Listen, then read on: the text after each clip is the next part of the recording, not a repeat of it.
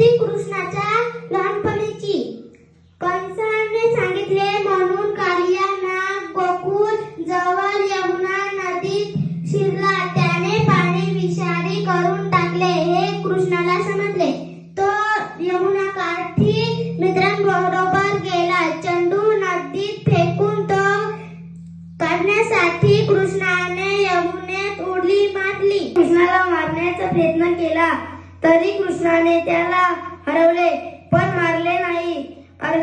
अर्धमेला झालेल्या कालियाच्या पाण्यावर नाचत तो पाण्यावर आला. सारे गोकुळ यमुना काठी जमले. कालियाने कृष्णाला वर आणले असे वाटून त्यांनी कालियाची पूजा केली. श्रावणातील पहिली पंचमी होती. नागपंचमी येते. श्रावणात पंचमी तेव्हा पावसाने सृष्टी हिरवीगार बहरलेली असते. झाडांना झोपाळे बांधतात. मुले झोके घेतात.